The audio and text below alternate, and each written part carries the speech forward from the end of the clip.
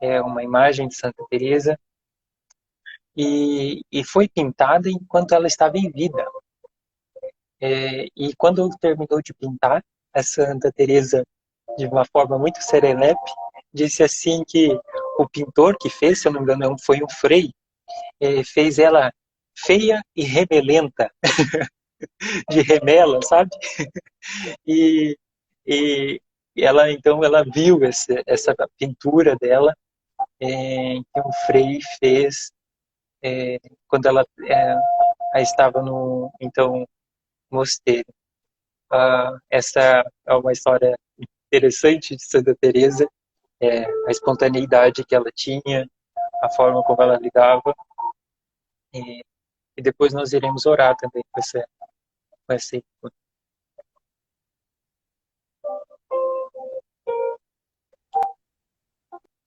Retornou? Está aqui, mas eu estou com uns atrapalhos nessa minha máquina hoje. Não sei o que está vendo aí. Tá bom, Ah, sim. vamos tentar assim mesmo. É, eu acho que isso tá normal. Bem, nós sempre costumamos a iniciar nossos encontros com a meditação e respiração consciente, né? E, e eu gostaria de convidar o Frei Nelson e a todos vocês para nós fazermos uns instantes de oração. E nesse momento eu vou virar a minha câmera para o ícone de Santa Teresa. E nesse ícone está escrito, na qual ela diz, né, que ela pintou ela feia e remelenta. É, ela diz que está escrito que a misericórdia do Senhor ela cantará eternamente. Então nós vamos, nesse momento, eu vou ler o Evangelho de São João 15, do versículo 12 ao versículo 17, mas antes vamos fazer uns minutos de respiração consciente. Então convido vocês a ficarem com uma postura ereta, a se quiserem, conseguirem agora fecharem os olhos, e nós vamos puxar o ar lentamente pelo nariz, prender, sentindo pulsar e soltar.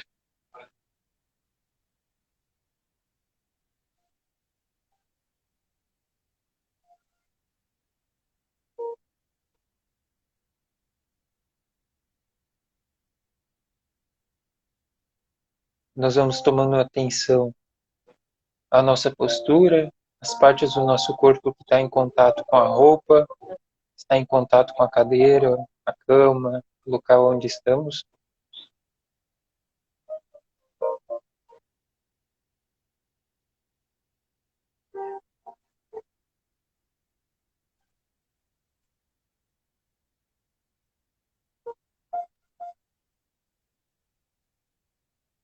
Vamos nos dando conta de que o passado passou, o futuro ainda não veio e que nós estamos no momento presente.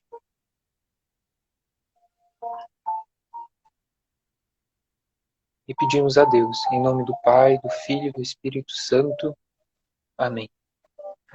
Vocês continuam na respiração consciente enquanto eu faço a leitura pausada por versículos do Evangelho. Evangelho de João 15, versículo 12. Este é o meu mandamento, que vos ameis uns aos outros como eu vos amei. Ninguém tem amor maior do que aquele que dá a vida pelos amigos. Vós sois meus amigos se fazeis o que vos mando.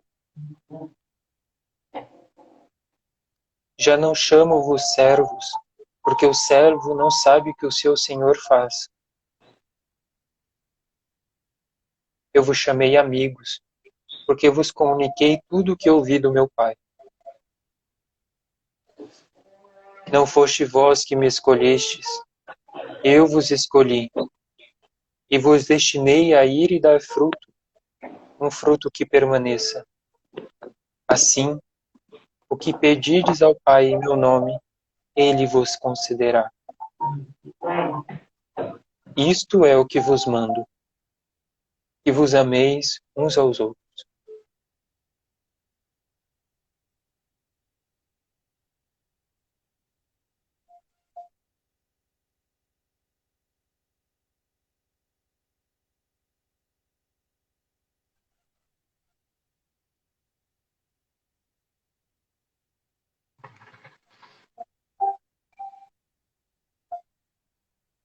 Glória ao Pai, ao Filho e ao Espírito Santo, como era no princípio, agora e sempre.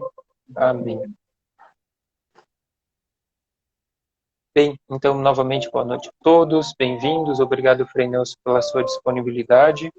Frei Nelson, então, está pelo Instagram do Monte Carmelo. Monte Carmelo é um centro de espiritualidade em Londrina, dos Carmelitas Descalços, da qual o Frei Everton, o diretor espiritual dos Seculares Contemplativos, é provincial. E o Frei Nelson hoje, então, irá estar conversando conosco sobre a questão da amizade em Santa Teresa e a amizade em suas diversas dimensões. Frei Nelson, o senhor tem a palavra. Novamente, eu convido vocês, se tiverem perguntas, vocês podem colocar numa caixinha que tem aqui embaixo. Tem uma caixinha de perguntas, vocês podem estar enviando ali. Nos comentários eu perco depois. Então tem uma caixinha de perguntas onde tem um balãozinho. Vocês podem enviar ali. No final o Frei irá responder. E nós vamos caminhando assim.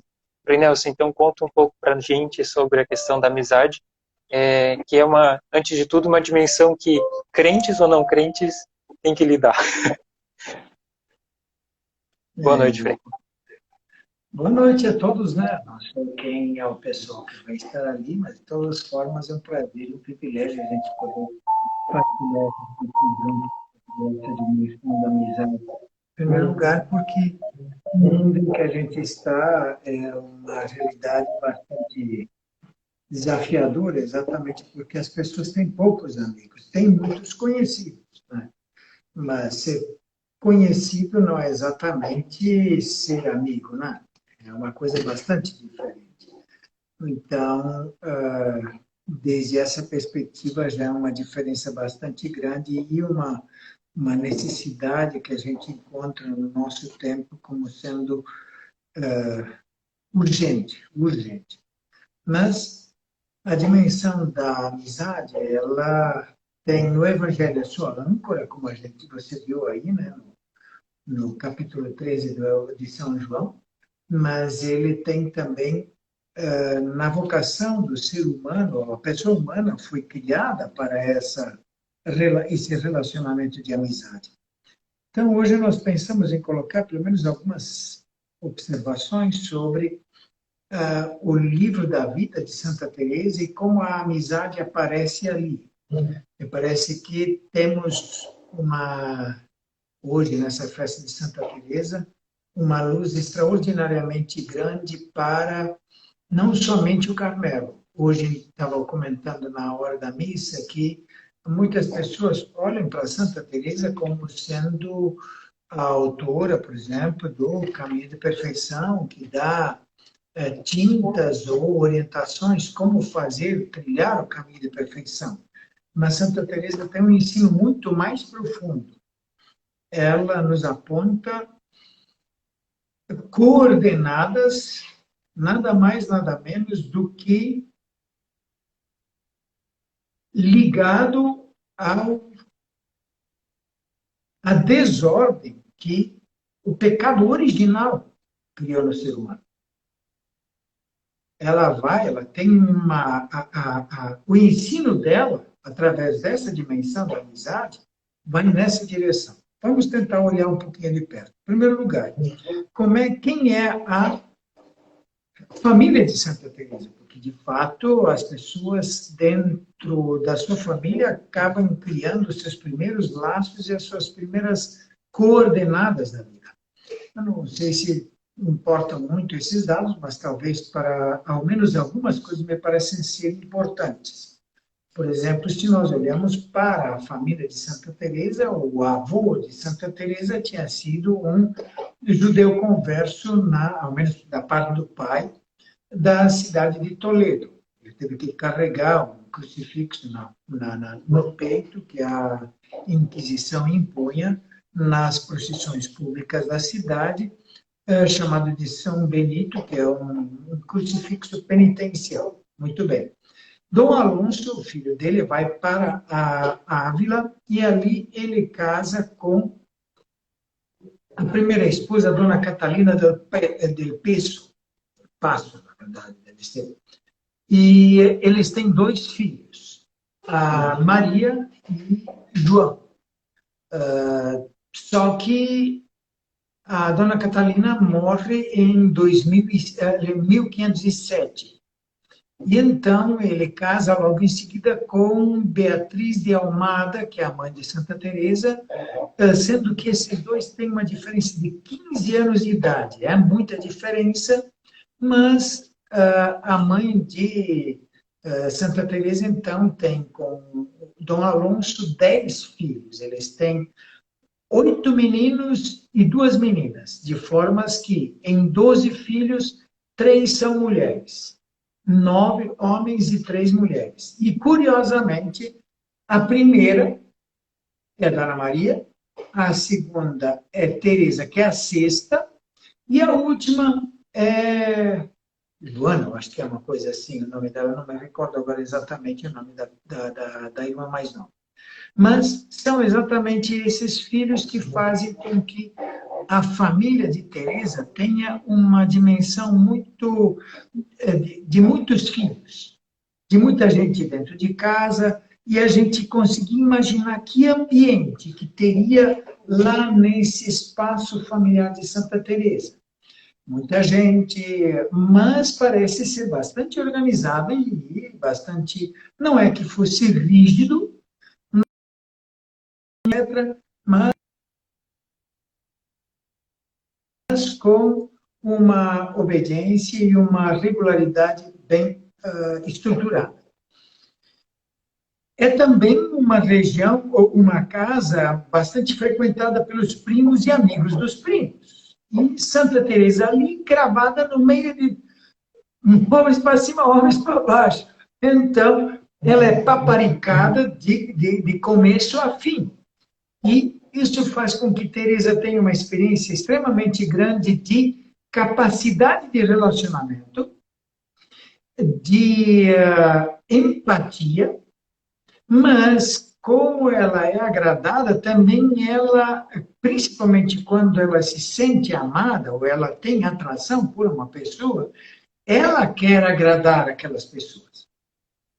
Então, esse tom dela vai ser um dado muito importante na capacidade de relacionamento que ela vai desempenhar ou vai adquirir depois na sua reforma, nas suas atividades como, como se diz, pessoa que agora coloca seus dados ou suas capacidades, seus talentos a serviço de Deus. Né? Então, acho que esse aspecto vai ser um aspecto muito forte na vida de Santa Teresa, de assumir os seus talentos para o serviço de Deus. Bom, mas, olhando um pouco para essa vida de Santa Teresa, nós temos que, ou melhor, para a família dela, nós temos que lembrar que a sociedade onde a família dela está é uma sociedade que está se reestruturando muito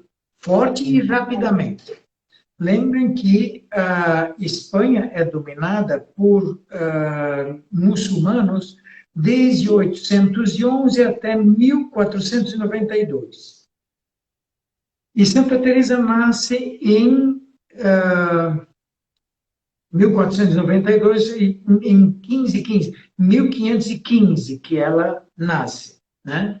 Então, é muito pouco tempo depois, 15 mais 8, né? 20, não chega a 30 anos depois de Espanha retornar. E então, o que sucede? Aqueles modelos de família e modelos de personagens sociais que tinha lá atrás, eles mudaram a sua importância e os seus desafios, as suas serventias sociais.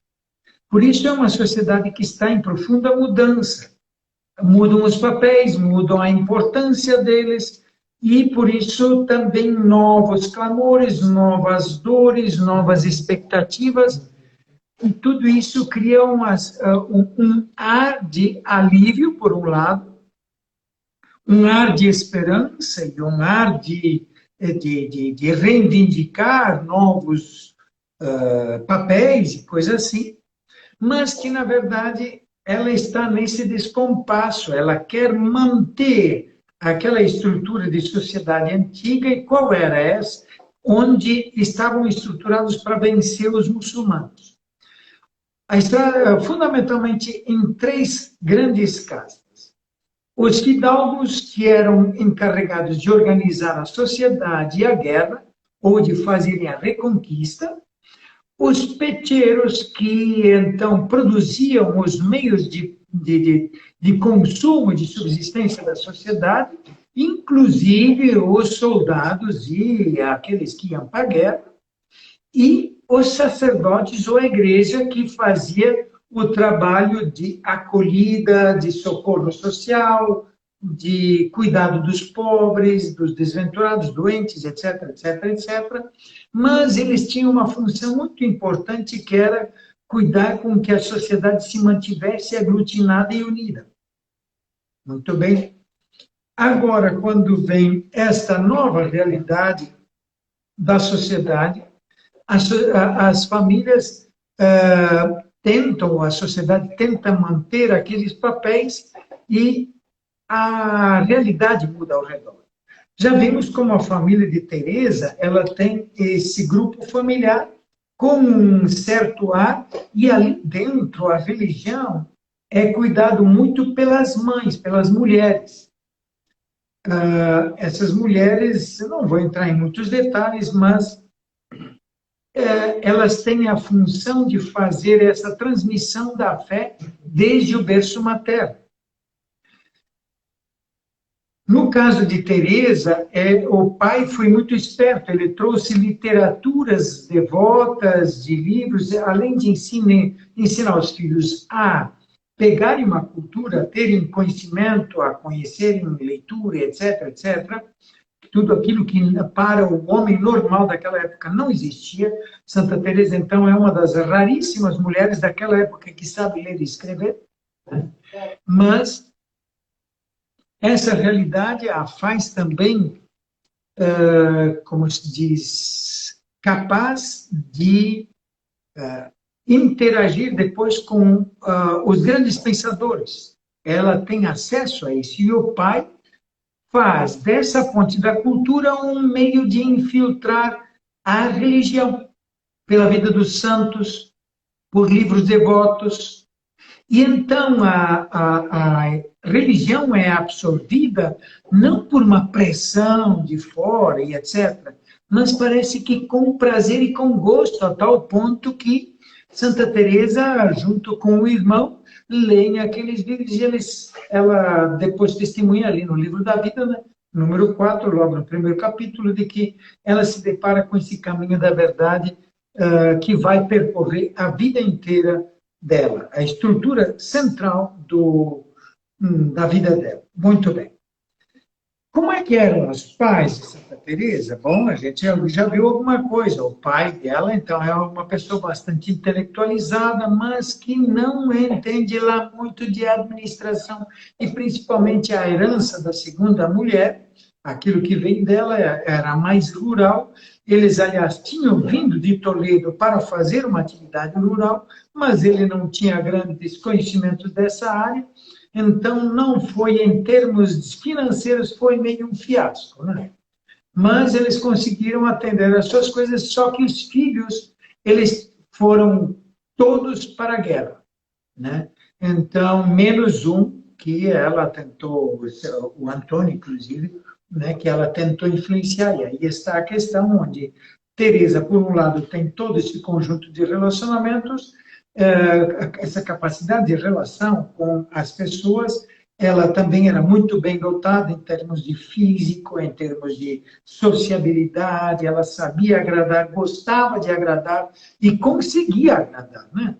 Então, ela cativava as pessoas assim, mas esta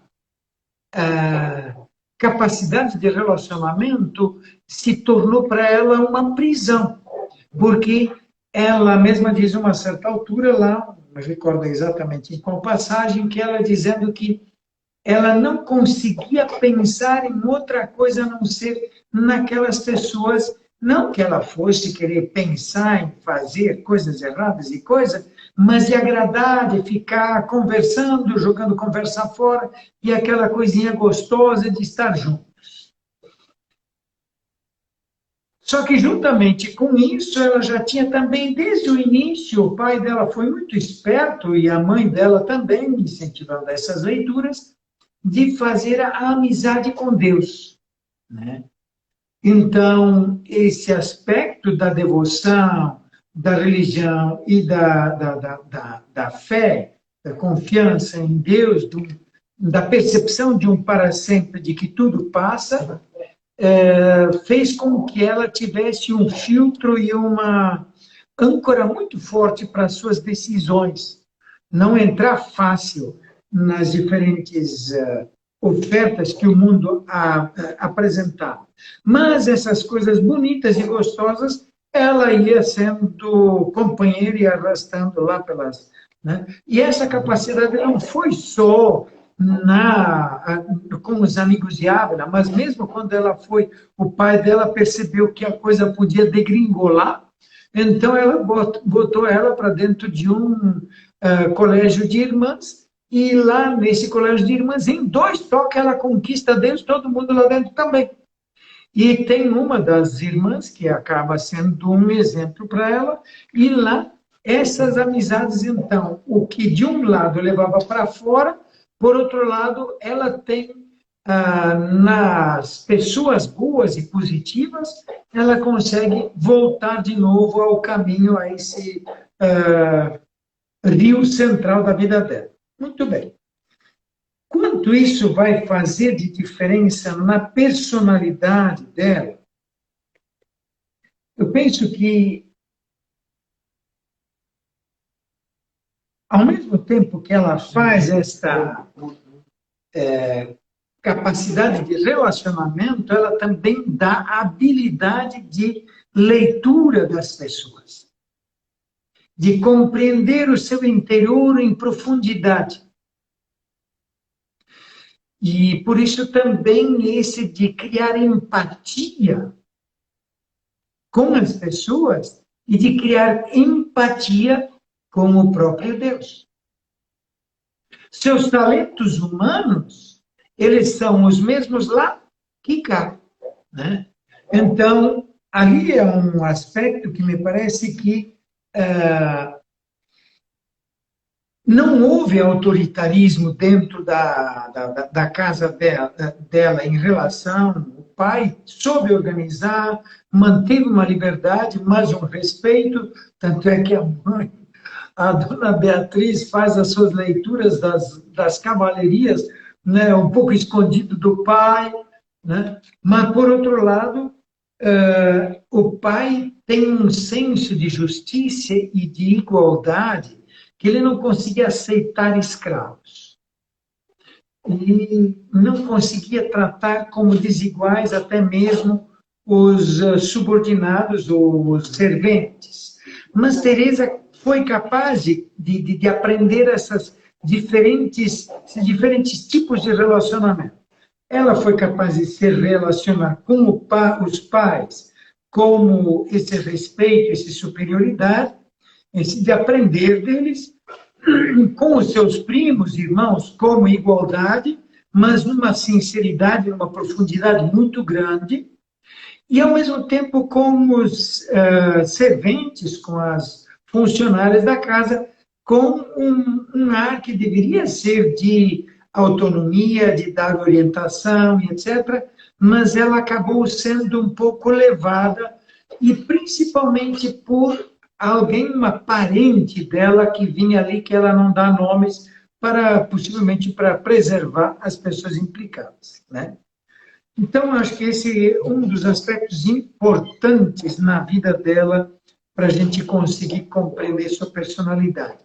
Um outro aspecto que me parece que na personalidade dela tem aquilo que a gente já fez referência, a história do corpo e dos seus dotes naturais.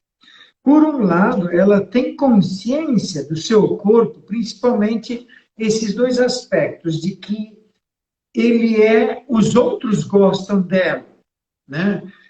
sentem essa simpatia por ela. Mas, por outro lado, é um corpo frágil, doente, com constantes dificuldades. Então, ela, por um lado,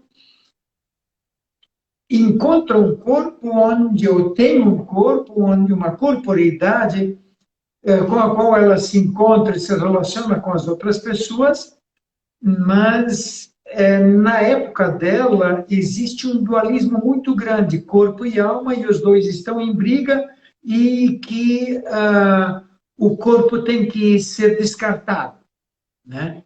Então, quando ela se apercebe dessa dimensão de lugar de encontro, se poderia dizer, de convívio com os outros, talvez seja esse o caminho pelo qual ela se apega depois tanto à humanidade de Jesus Cristo. Pelo lado humano.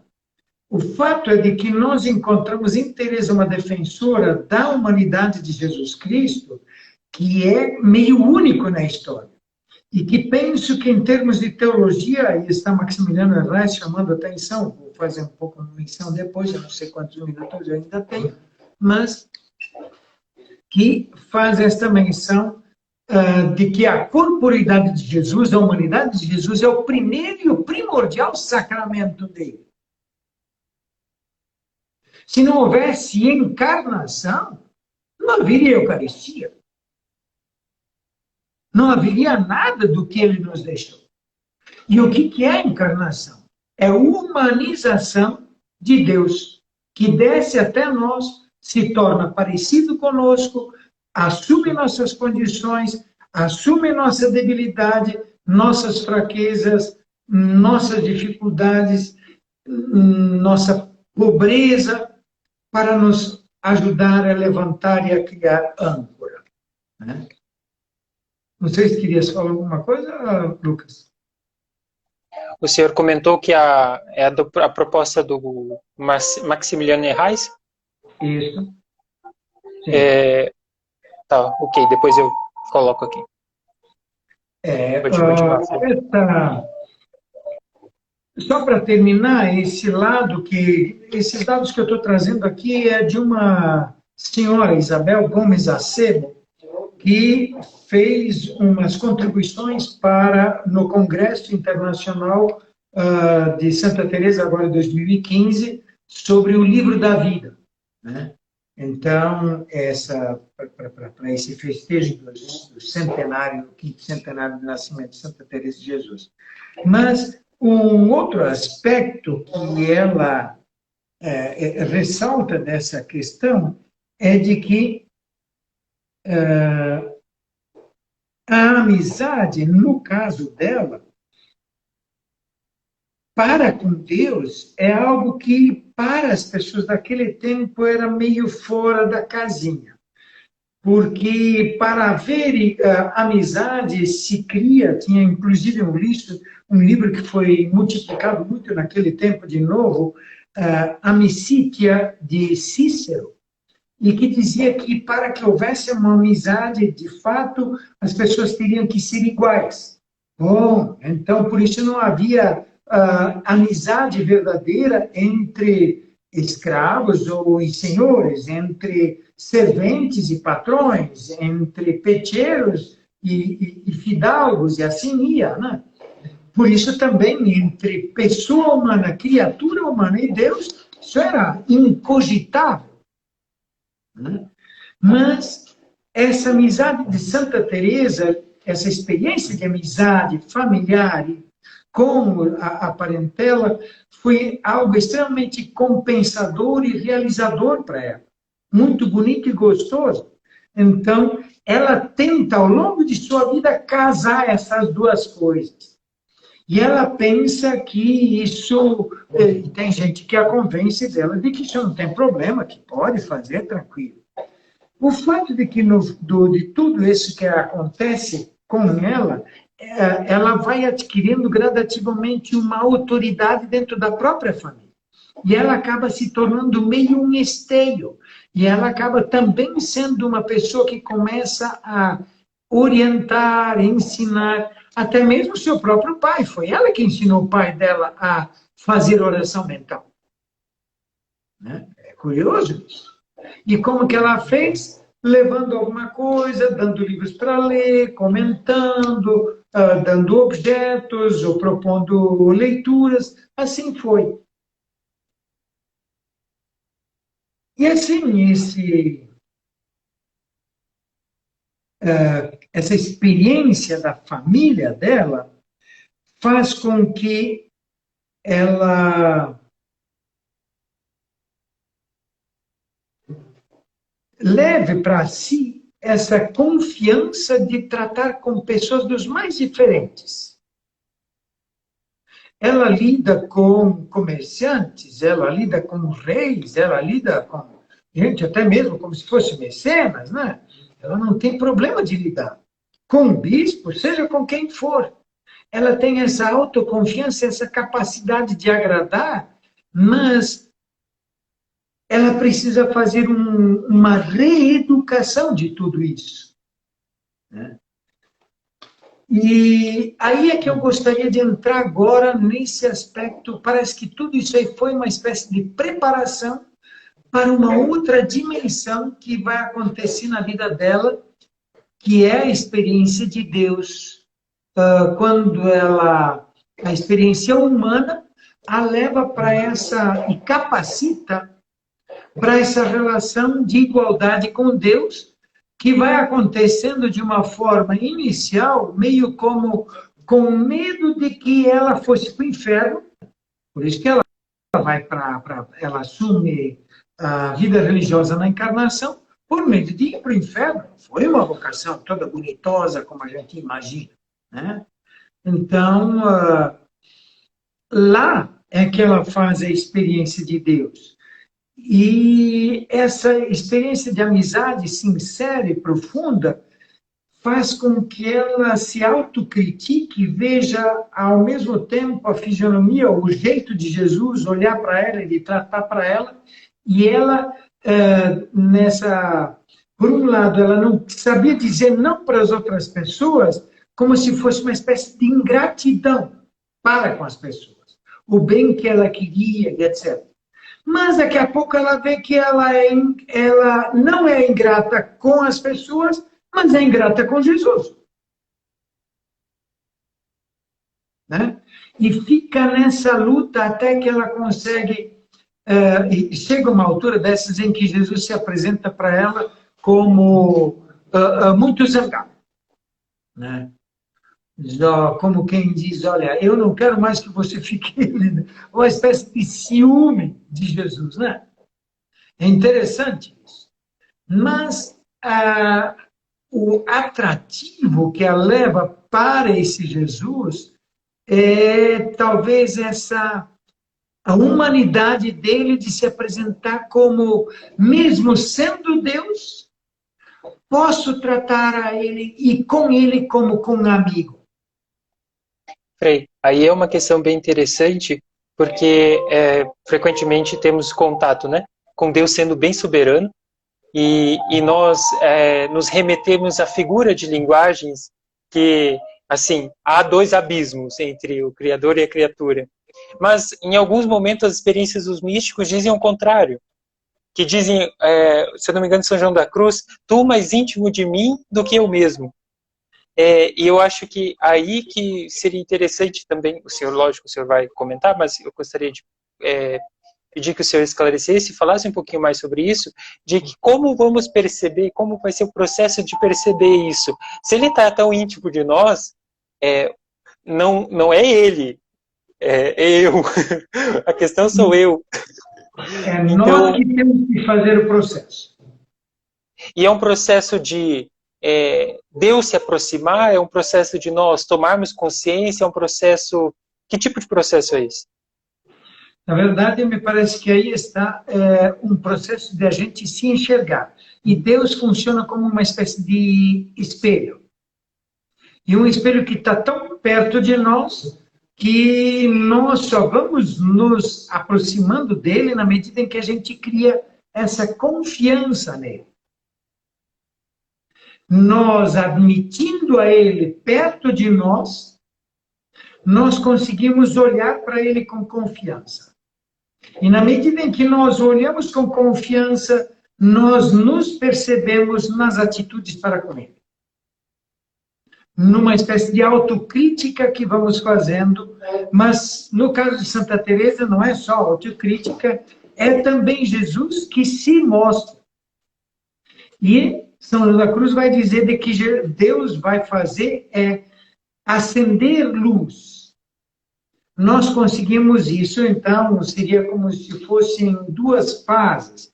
Em São João da Cruz é a fase da noite, dos sentidos, onde nós vamos deixando o mundo e tendo que desmamar nossos sentidos, nossos consolos das coisas e dos consolos do mundo, do projeto do mundo.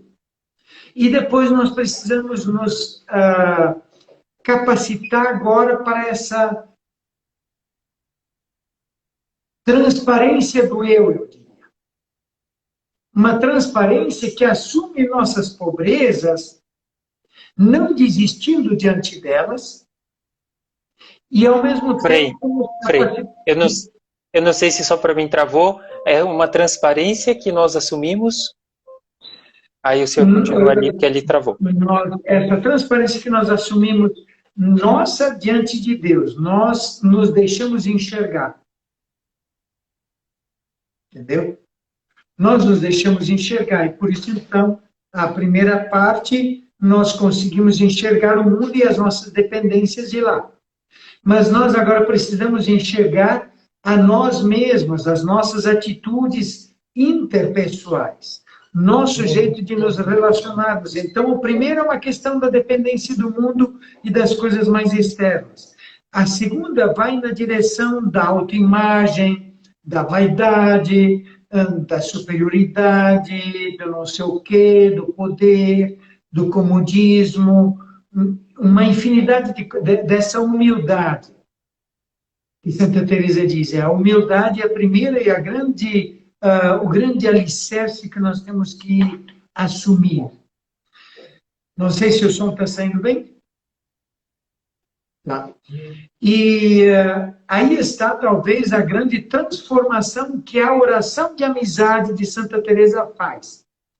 Maximiliano Reis, e agora eu vou me adiantar um pouco, porque eu acho que o tempo já correu, não sei quanto tempo temos, mas ele fala de que a transformação que se dá através da amizade em Santa Teresa, da oração, ela faz com que, no início, nós tenhamos que nos forçar para estar junto com Deus, com Jesus. Nos aguentarmos junto dele, porque diz, a amizade tem umas condições. Quais são as condições da amizade? A amizade tem as condições de que nós precisamos ser iguais ou vai criar igualdade. Então, Deus vai nos tornar capazes e vai nos trazer subindo para chegar a essa igualdade de relacionamento, de capacidade de relacionamento. Nós nunca vamos chegar à igualdade de Deus, mas nós vamos de sintonia. E, mais que nada, a comparação de Santa Teresinha, o que está mais cheio? Um balde, quando está transbordando, um copo, quando está transbordando. O que está mais cheio? Os dois estão cheios. Aí está um pouco essa de nós sermos capazes, e o amor está ali, ele não está na grande quantidade de água, ele está na inteireza da água, do contém, daquele que contém. Entende o que eu quero dizer? Então, o balde, por exemplo, está cheio, o copo está cheio. Nós estamos cheios, Santa Teresa está cheia, Nossa Senhora está cheia, Deus está cheio. Quem está mais cheio? Todos estão por igual. E aí está a questão da amizade. A amizade e o amor, eles não são contabilidade. Eles são profundidade e radicalidade de si. E nem comparativo, né? Porque senão esse copo e o balde, né? Isso aí. Então, nós não precisamos nos preocupar porque eu não consigo fazer tanto quanto Teresa fez. São João da Cruz fez, Nossa Senhora fez, São José fez. Não, não é essa a comparação que nós temos que usar. Nós temos que usar se nós estamos dando tudo e se nós estamos dando do melhor jeito que somos capazes. Entendeu? Se nós estamos subtraindo alguma coisa, né? Colocando na manga aí, ou debaixo do tapete, ou lá atrás das costas, para esconder. Esse, então, é para mim. Na medida em que nós nos colocamos esse para mim, nós nos fechamos para esse todo. Nós nos dividimos em áreas diferentes. E aí está, talvez, a grande sacada de Santa Teresa. Nessa dimensão inicial, a amizade é entre desiguais, mas Jesus tem paciência conosco e nos vai elevando, nos suporta, nos aguenta, nos espera, até que a gente seja capaz de nos tornarmos mais inteiros e sermos mais inteiros para com Ele. Para isso, Ele vai nos estimular, Ele vai nos animar, Ele vai estar conosco, Ele vai nos fazer graças, agrados, etc. Vai nos fazer exigências, vai nos fazer contrariedades para nos desafiar, nos provocar, para que a gente cresça. Entendeu? Esse é o processo espiritual. E a amizade que vai fazer com que a gente não desista. Volte sempre de novo. Que a gente não se feche, não se canse, não desanime, não pare, não volte atrás. Por isso, a uma certa altura para frente, é agora Jesus que vai começar, na vida espiritual, a tomar iniciativa na medida em que nós deixamos que Ele seja quem guia e que nós estejamos fortalecidos tanto de forma que a gente não se assuste, não desanime quando vem dificuldades ou quando a gente não sente nada, não tem gosto, não tem compensações, não tem gratificações, não tem consolos, não tem chupetas, né? Na medida em que a gente não tem mais isso, aí é que Deus tem chance de...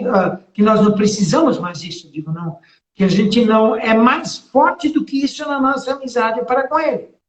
Nessa medida é que Ele pode nos levar adiante para desafios maiores. E então, nessa hora é que vem a transformação, que segundo São João da Cruz seria a reconstrução do ser humano nesse homem novo. Aquele que Adão e Eva perderam lá atrás, e por isso é importante de decifrar aquela questão de Adão e Eva. Eu acho que contigo, Lucas, já falei, mas eu não sei os outros que nos acompanham, mas com alguns... O senhor pode... Tem tempo, Frei. Se o senhor quiser fazer, pode. Tem? Ah, tá. Então, seria o seguinte...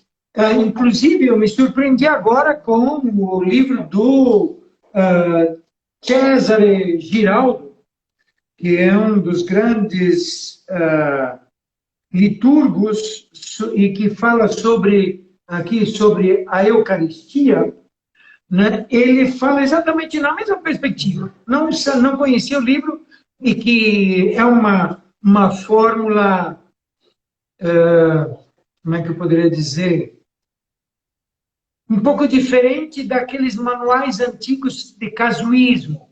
E aí está talvez a questão da contribuição de Santa Teresa. Ela leva a relação do ser humano com Deus para dentro de uma relação humana e pessoal, diferente daquela que era apresentada em cima da graça ou em cima de um casuísmo teológico, né? Ou seja, quem que vem primeiro, a graça ou a natureza? Ou então, se considerava que a graça era um dom sobrenatural e que a natureza não era graça. Mas a primeira e a fundamental graça é a natureza, é existir. E esta natureza foi prejudicada pelo pecado original. Assim, então, lá no pecado original, olhando só para aquele exemplo do capítulo 2, 3 e 4, nós encontramos um Deus que tem um relacionamento profundo, familiar, próximo, íntimo, de união íntima com Deus, a tal ponto, com o ser humano, aliás, Deus e ser humano, que toda a figura do paraíso terrestre, ela é desenhada como sendo um local protegido, concebe, onde ali dentro, nesse espaço de gozo, de beleza, de profundidade, se dá a íntima relação, o íntimo convívio entre Deus e ser humano. Né? Assim, esse ser humano não é um ser humano solitário, é um ser humano que nas criaturas encontra coisas bonitas e boas, mas que somente na mulher ou no homem encontra a sua igualdade, o seu osso dos meus ossos, sua identificação mais profunda, sua alteridade mais autêntica. Em pé de igualdade, né? Nessa alteridade de igualdade. Muito bem. Ali entra agora, nesse espaço de convívio, de intimidade, entra o quê? A figura da serpente. Que com uma dupla iniciativa, ele faz duas tentativas de inocular o quê? No coração e na mente do ser humano. Inocular a suspeita. Né? A primeira tentativa, vem ela, dona serpente, pô, é bonito esse jardim que a Deus tem, caramba, nossa, não tem como botar defeito, tá tudo perfeitíssimo. Ah, não, sem dúvida. Pena, né? É, uma pena. Uma pena o quê? Não, é que é só para babar, porque na verdade você não pode comer de nada, você não pode encostar em nada. Então é só para ficar puxando o saco do outro lado. Que graça que tem isso? Aí Eva vem com a primeira, diante dessa reação. Não é bem assim. Nós podemos comer de todas, menos de uma. Ah, com tantas que tem, uma aqui que vai tirar pedaço da gente. E a dona serpente, que já foi apresentada como sendo a mais esperta, a mais inteligente, essa aí ninguém trapaceia. Né? Então vem ela dizer, vocês podem trapacear, Deus, vocês são tontos mesmo, mas a minha ele não trapaceia. Eu sou muito mais esperto que ele. Vocês não se dão conta de que aquele uma é exatamente o fiozinho onde está tudo pendurado? Ele sabe disso e com isso aqui agora ele maneja você do jeito que quiser. Mas ele mesmo? Conheço ele. É um egoísta. Ele só quer o poder. Ele só quer bajulação. Ele não sei o quê. Ele não sei quanto. E Eva diz assim, mas que cachorrada que ele está fazendo com a gente? Vai ganhar o troco. Vou dar na mesma moeda. E daí acontece o quê? Abriu a tampa. Abriu a tampa. Só botar o veneno dentro. Quanto leva? 1 segundo. Certo? E qual é o resultado? A imagem de Deus. Antes era de amigo, de parceiro, de íntimo, de convívio. Agora o que é? Trapaceiro, pilantra, egoísta, não sei o quê, não sei quanto. Entendeu? Essa é a mudança que dá. Muito bem. Como é que agora você tira? A comparação fica mais fácil se você fizer, compare um casal que se gosta muito e que vem alguém que consegue convencer um dos dois de que o outro está trapaceando ele. que dá? Merreca, né? E o que é preciso agora para que aquele que foi acusado reconquiste o outro? Tem jeito? O pessoal diz, não, vaso quebrado não fica novo de novo, né? Acho que é bem pior. Água envenenada, como é que você limpa? Entendeu? Tem um caminho, diziam os químicos, né? O que é? Ferver, ferver, ferver, ferver, ferver, evapora tudo e condensa de novo. Mas tem que evaporar tudo primeiro. Quanto tempo leva isso? O que custa? Agora, desde aquela época, daquele tempo, é Deus atrás da gente, tentando nos convencer, como aquele marido ou aquela mulher que foi acusada por um não sei quem, uma das serpentes da vida do mundo afora, de que o outro é um mentiroso, um trapaceiro, um não sei o quê, não sei quanto, e agora ele vai ter que fazer as tripas coração para provar de que ele não é aquilo que a outra falou, ou que o outro falou. E é isso que Deus faz desde aquele tempo para nos convencer. Nós não somos o que a serpente disse de nós, ou sobre nós para vocês. E aí vem a pergunta simples, tá bom? Se não é, mas então como que é? E aí vem a encarnação de Jesus. A razão da encarnação. O significado do seu esforço. O significado de sua cruz. E o que se faz na hora da oração?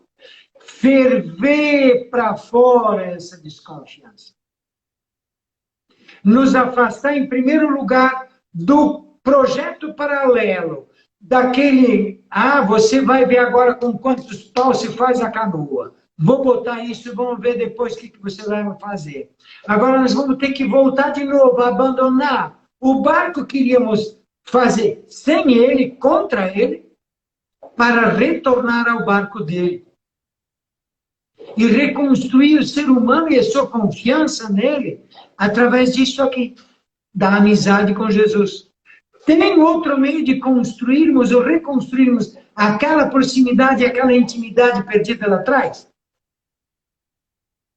E eu estou falando, né, em termos como se aquele lá fosse de fato, porque existe uma outra dimensão que nos levaria bem mais, né, de uma forma muito simples. Carlos Mesters coloca o dilema que eu faço referência paraíso terrestre, saudade ou esperança? É olhar lá para trás ou ele está nos mandando olhar para frente?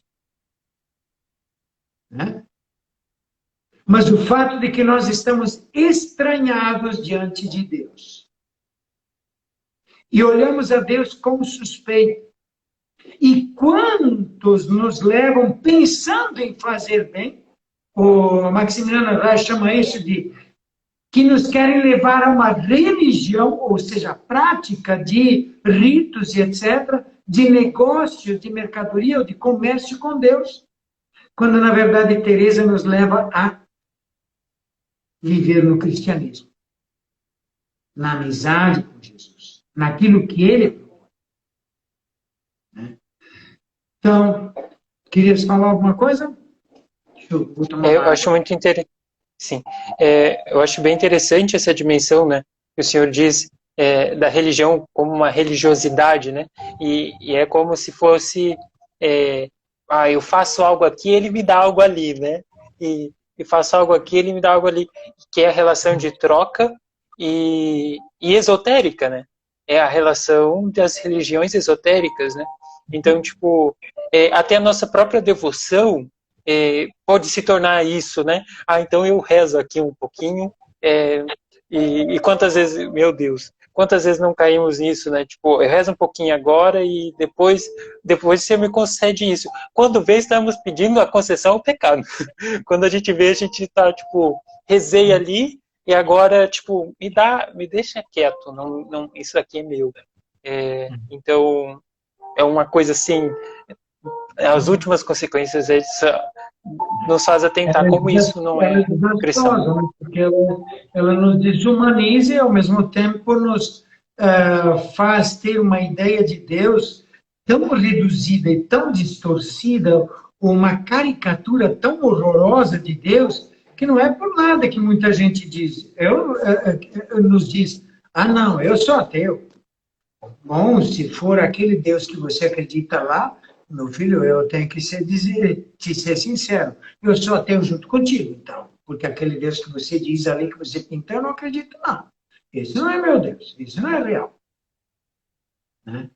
E eu não estou falando de um Deus que a gente pinta a seu gosto.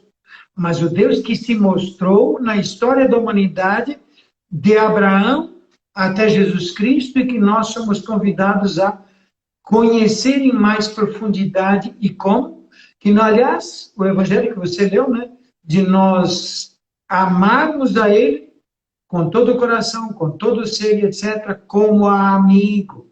Aliás, que a Dei Verbo chama, diz, olha, Deus veio se revelar e tratar com o ser humano como com um amigo, né? Ou seja, essa é a nossa vocação mais profunda. Né? Sim, e eu gostaria que o senhor comentasse um pouquinho. Primeiro, eu convido a vocês, se tiverem alguma pergunta sobre oração mental, sobre o trato de amizade com Deus, sobre alguma questão que a fala do Frei evocou, vocês enviem, tem uma caixinha de perguntas, ou coloquem no comentário mesmo. Da questão de Santa Teresa, né? Ela teve vários irmãos. E hoje nossa experiência social é outra, de termos, em geral, poucos irmãos ou nenhum, ao menos dentro da própria casa, né? Então, assim, quanto isso não deve influenciar também nessa relação de uma construção que não precisa ser, não foi adiada, mas desde o início do processo, né? Que depois vai culminar nessa questão da pergunta que eu gostaria que o senhor colocasse, qual que é o papel e a força do corpo e a força também de outros corpos, de outras pessoas, para a construção da própria desenvolvimento espiritual. A questão, acho que mais que nada, o corpo é o sacramento do outro, né? É o sinal sagrado é o seu templo, né?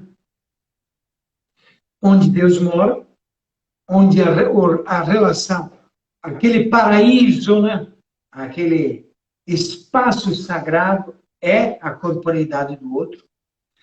Ele, por isso, é um sacramento, ele é um templo, e ele é também uma alteridade, ele é também o espaço, o meio de comunicação, de encontro com o outro. Então, acho que essa dificuldade que você dizia, de que hoje em dia muitas pessoas não têm mais experiência de amizade, já não têm, ao menos, estão muito longe dessa experiência plural, rica, profunda, desafiadora, inquietadora, de amizade e de relacionamento que Santa Teresa tinha na casa dela, né? Imagina, aquilo devia ser um vucu-vucu que não termina, né? Mas quando Teresa está com não sei se 2007, me parece que com 25, em 1525, que o irmão mais velho de Santa Teresa, João, morre na costa da África como um oficial do exército do rei da Itália. E então essa dimensão da guerra e etc. faz com que cada um faça um pouco a sua própria história. E muitos deles vão atrás de grandezas que Santa Teresa está preocupada em jogar pela janela. Então, essa é uma dificuldade que hoje não tem, né? Esse é o tipo de problemas que não afetam, mas que a Santa Teresa, por exemplo, é solicitada a resolver, a mediar, a instruir, a educar. Tanto é que ela leva para dentro do convento A Teresita, uma sobrinha sua, filho, acho que se não me engano, do Rodrigo, né? Que quando vem da Espanha, da Nova Espanha, né? Aqui das Américas, ela, como o outro era viúvo, então ela vai criar essa criança. Mas que dá um montoeiro de rolos para ela também. De uma forma simples, essa alteridade que o corpo representa, eu acho que ela nos prepara também, como é que eu poderia dizer, para essa humanidade de Jesus, nos facilita que essa humanidade de Jesus não tenha tantas, como é que se diz, comparações experimentadas como ruins. Você não tem muito como comparar, dizer, ah, não, ele parece como com meu irmão, né? Ele se parece, não tem irmão, então, entende o que eu quero dizer? Se por um lado é uma pobreza, por outro lado é também uma ausência. Por isso eu não diria que é mais vantagem ou menos vantagem. Ela é simplesmente diferente com seus talentos, suas facilitações e, ao mesmo tempo, pelo outro lado, seus custos. Então, por isso eu não penso que tenha mais vantagem para ela ou para nós. Agora, eu acho que ela se tornou muito mais capaz de relações sociais e que a gente vê, quando tu vês, analisas o peso que tem as cartas nos escritos dela. Deixa eu pegar o livro ali, só para até me mostrar um pouco. Uma coisa ali. O livro de Santa Teresa. Enquanto o Frei pega lá, eu convido então vocês, se quiserem fazer uma pergunta, a vocês compartilharem a live depois, a vocês conhecerem o carisma dos seculares contemplativos e a continuarem aqui conosco. À vontade, Frei. Olha aqui. Aqui estamos com essa parte de cá, é a parte que são as cartas. E essa parte são os escritos. A gente diz, ah, não, mas ela não escreveu muitas cartas. Não. É o que isto aqui são 500 e poucas cartas. Mas de que conjunto? Olhando pelas datas que o pessoal fez, as datações de quantas cartas ela escrevia por dia, se calculam entre 17 e 32 mil cartas, aproximadamente. Ela tinha um WhatsApp de cartas, assim. Exatamente. Agora veja, isto ali são 500. Divida os 17 por 500 dá quanto? Ou seja, temos que fazer isto aqui multiplicado por 34, não é? 34 vezes isto aqui. Quanto agora significa? O quanto agora significa isto aqui vezes 20, 34, isso aqui continua igual. Qual é o peso das cartas em relação aos escritos dela? E o que significam as cartas? Não são só negócios. São mais que nada mistagogia. Educar os outros e trabalhar a ligar almas a Cristo. Aproximar pessoas de Jesus. A ajudá-las a descobrirem essa amizade que Jesus tem e se aconchegarem a Ele. A suportarem e aguentarem essa diferença inicial entre eles, porque, em primeiro lugar, nos importa demais. Para nós somos os grandes interessados. Por quê? Porque nisso se joga um para sempre e um eterno que não passa, enquanto que o resto, tudo passa. E mais, a segunda causa que ela coloca, a segunda razão, isso é um conjunto de razões do tudo passa e do para sempre, que é o nosso interesse, é de nosso benefício, O segundo, do quanto ele fez e faz porque nos ama. Entendeu? Então, a humanidade de Jesus, desolado na sua solidão, na sua incompreensão, na sua rejeição, etc., o torna alguém tão próximo de nós que ele aceita até qualquer jegue, qualquer caco, que nem eu. Entendeu? Ele aceita e acolhe o consolo que nós lhe oferecemos. E por isso ninguém precisa ter medo de não ser compreendido ou de não ser aceito, não ser acolhido. Ele está tão que qualquer um de nós pode ter confiança de ser entendido e amado. Entendeu? Então, acho que essa é a grande contribuição. E veja o que diz o Maximiliano Reis sobre essa dimensão. Diz ele, olha aqui, de que nós, cristãos, temos que, talvez, trabalhar na perspectiva de substituir algumas categorias, porque a identificação central do cristianismo, o Deus cristão é um Deus amor, diferente do Deus dos pagãos, ou os deuses dos pagãos, ou até mesmo o Deus do Antigo Testamento. O Deus de Jesus é um Deus amor.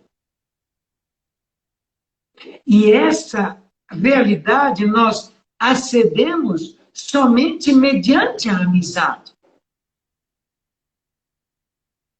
Então, aquela que nós perdemos, aquela que nós estropiamos, porque nos deixamos envenenar mente e coração, agora nós temos que encarar esse ácido, esse amargo, esse fel que temos dentro da boca e nos deparar com ele que está aí, pobre, humilhado, miserável, judiado, vilipendiado, crucificado, judiado. E por quê? Porque não quer nos perder. Porque não nos vende. E isso fica tão patente quando a gente olha, é o mesmo lugar onde Teresa gostava de olhar ele, de conversar com ele no Getsemane. Porque ele está ali no buraco mais fundo. Pai, tem jeito de afastar? Ou quando ele olha para Jerusalém, Jerusalém, Jerusalém, quantas vezes eu quis te reunir? Como a galinha reúne os pintinhos debaixo da árvore, mas você não quer. O que eu faço? O que eu posso fazer por ti? Você mata, você afasta os profetas que são... E se fosses conhecer pelo menos o momento em que você foi visitada, e você está cega, teimosa, orgulhosa, vaidosa, sei lá, tola, tonta. Né? E então ela diz, esse ponto, mas nesse... Acho que naquela figura de Jesus pedindo para o Pai, tem jeito de fazer por outro caminho? Faz. Mas se não tem outro jeito, toca para frente. Do jeito que for, eu não sei como vai ser, mas eu encaro. Eu dou um pulo. Não sei como, mas dou um pulo. O único que não tem negociação é a gente entregar eles. Não. Esses não. Isso nunca. Então, não tiver outro jeito, toca em frente. Eu me viro como é que dá. Como que dá, como dá. Isso é o que significa aquele momento. E por isso que Jesus diz, olha, do alto da cruz eu vou atrair todos a mim. Por quê? Porque aí agora está onde? Aquela imagem da serpente de bronze lá no deserto, né? Da murmuração, onde de novo as cobras ficam envenenando por trás e picando a quem? O coração, a mente e o coração das pessoas para desconfiarem de Moisés, desconfiarem de Deus, suspeitarem dele, para colocar outra imagem sobre ele, né? E então ali se reproduz aquela anterior. Agora a serpente pendurada em cima da haste vai morrer. Esse é o lugar da serpente. E quem agora morre na cruz? Jesus, que ocupa o lugar da serpente. Ó, serpente, o teu lugar, eu estou aqui, ó. Esse é o teu. Aqui que você devia estar. Onde está agora a tua razão? Onde está eu querer explorar e aproveitar da ocasião? Onde que está eu querer tirar vantagem daquilo que você diz, que eu sou egoísta, que eu estou trapaceando, etc. Onde está? Entendeu? Então, acho que esses elementos nós precisamos ter muito claros, porque são esses que nos trazem a percepção da verdadeira fisionomia de Deus e do nosso Deus. Aquilo que São João da Cruz depois vai dizer, que grande Deus nós temos. E aquilo que Santa Teresa faz nesse processo da amizade, onde aquilo que antes era dividido e que parecia que não tinha nenhuma conciliação entre a amizade de ser humano e a amizade com Deus, agora ela consegue fazer, e aquilo que São João da Cruz coloca na Noite Escura, segundo livro da Noite Escura, capítulo 11, logo no começo do capítulo 11, 3, 4, coisa assim, onde ele vai dizer assim que, como é que é? Que nesse estado a pessoa, sem deixar nada, sem desprezar, sem jogar nada fora do que é do ser humano, ele agora pode dizer que ama a Deus inteiro, por inteiro. Na expressão lá do livro do Deuteronômio, não sei se estão lembrados daquele Deuteronômio, acho que é 6, acho que é. Amarás o Senhor teu Deus de todo o coração, uma coisa assim. Ouve Israel, aquele Shema Israel, né? O Senhor é o único Deus, né? Amarás o Senhor teu Deus com todo o teu coração, com toda a tua alma, com todas as tuas forças, com todo o teu ser, ou seja, com cabeça, coração, bucha, tripa e tudo, diria o gaúcho lá, né? Ou seja, sem deixar nada de fora. Então, é descobrir isso. E isso nós descobrimos ali, nessa relação com ele. E aí se dá a função. E de maneira prática, Frei, como funciona esse nos forçarmos para estar com Deus? De maneira prática. E prática não significa útil, né? Mas de maneira que o senhor colocaria. Eu penso que talvez a primeira questão é nós nos lembrarmos de que Ele está junto sempre. Você querendo ou não. Porque Ele é Criador, nós somos criatura. Ele nos sustenta na existência. Então, a intimidade dele para conosco é constante e irrevogável. O carinho dele para conosco é sempre igual e irrevogável.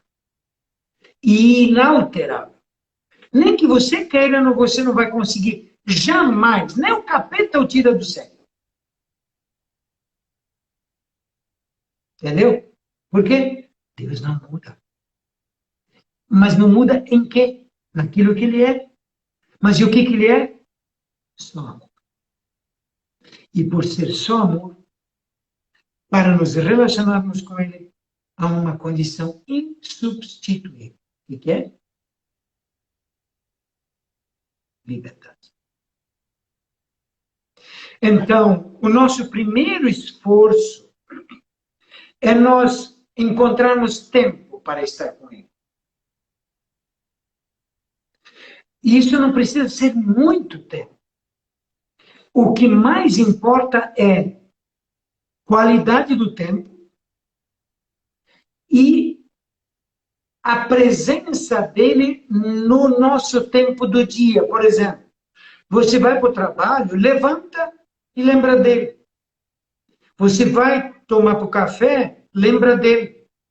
Não precisa fazer grandes fiascos, grandes cenas, não grandes palavras e discursos, não. É como com amigo. Amigo, você não precisa fiasqueira. Não precisa frescura. É amigo de verdade. O único e verdadeiro amigo na expressão de Santa Teresa. O grande amigo. Né? Você não precisa se esconder. Mesmo porque não adianta. Né? Então, o que mais nos custa é nós conseguirmos nos manter lá junto dele ou voltarmos a isso com mais e mais frequência. E como fazer isso?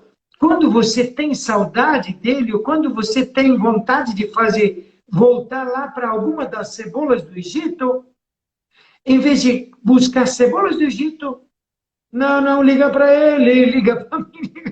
Não tem aquela música besta lá, que teve essa ciência, eu me lembrei dela. Uma coisa desse Pense em mim, chore por mim, liga para mim. Jesus diria, liga para mim, fica comigo. Mas não me passar esse resto. Gasta um tempinho comigo. Não, mas tu não fala nada, tu fica só calado. Mas então fica dois juntos, pronto. Mas vamos ficar juntos. É isso que nos cura. É nós ficarmos junto com ele. São José da Cruz usa outra comparação, o fogo, e nós a lenha molhada. Então, se nós ficamos junto com o fogo, o que acontece? A lenha seca. E quando a lenha seca?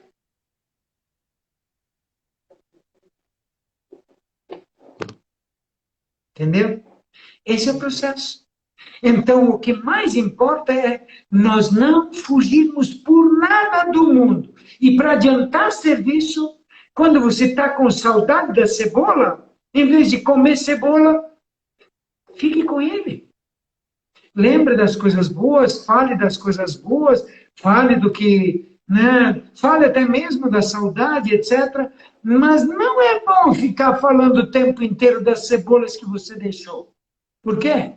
É a mesma coisa que você encontra um amigo para quem você fala e você fez uma coisa para ele e diz, ai, mas tu sabe que eu fiz aquilo lá, né?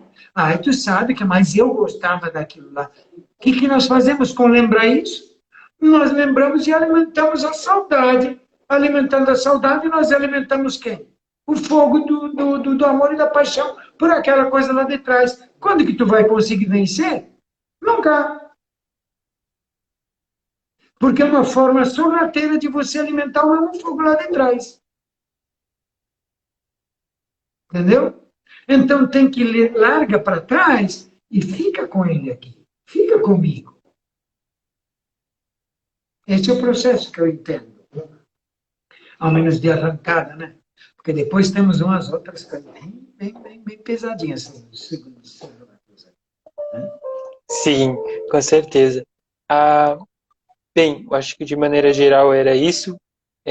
Eu agradeço, Frei, pelo senhor ter tido essa disponibilidade, por ter estado conosco. Eu gostaria de agradecer a todos que acompanharam aí.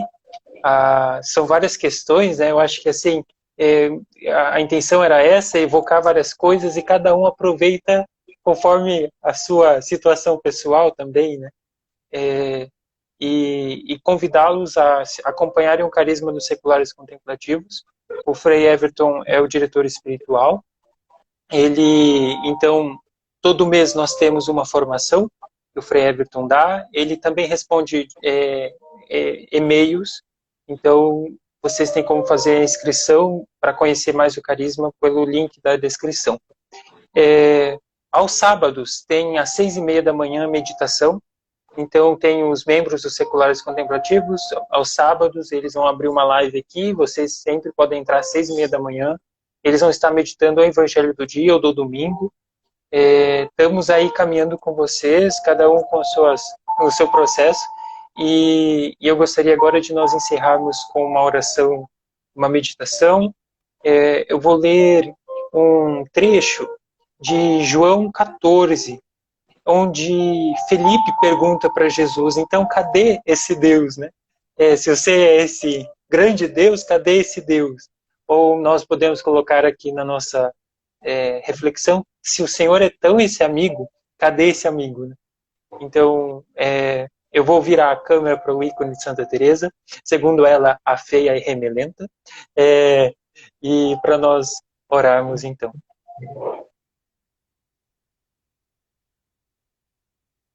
Em nome do Pai, do Filho e do Espírito Santo. Amém. Vinde, Espírito Santo, enchei os corações dos vossos fiéis e acendei neles o fogo do vosso amor. Enviai o vosso Espírito, e tudo será criado, e renovareis a face da terra. Ó Deus, que instruístes os corações dos vossos fiéis com a luz do Espírito Santo, fazei que apreciemos retamente todas as coisas, segundo o mesmo Espírito, e gozemos sempre da sua consolação. Por Cristo Senhor nosso. Amém. Atentos à nossa respiração, se quiserem podem fechar os olhos.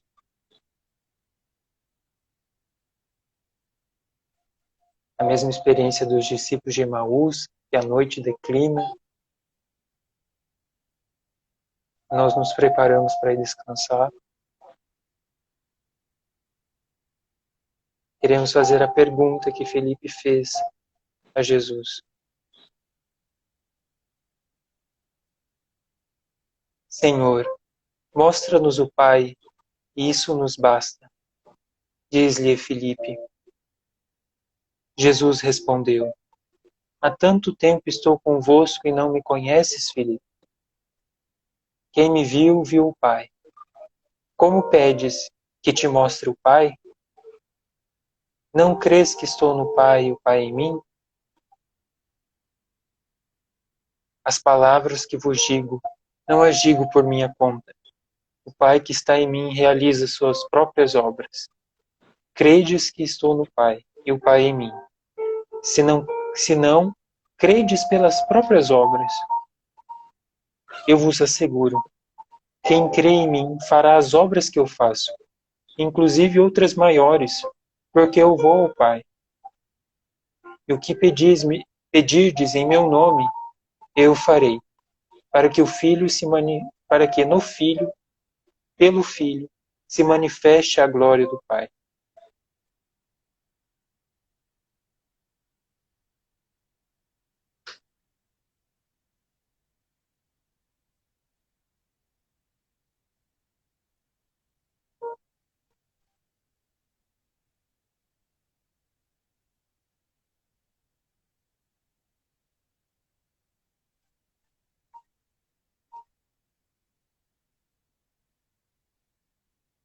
Já não vos chamo servos, porque o servo não sabe o que o seu senhor faz. Eu vos chamei amigos, porque vos comuniquei tudo o que ouvi do meu Pai.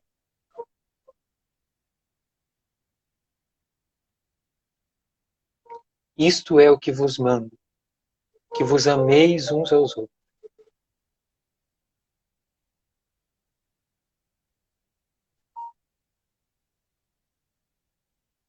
Glória ao Pai, ao Filho e ao Espírito Santo, como era no princípio, agora e sempre. Amém. Frei Nelson, obrigado, boa noite, coração, em nome dos seculares, todos os que nos acompanham, muito obrigado e nos vemos aí.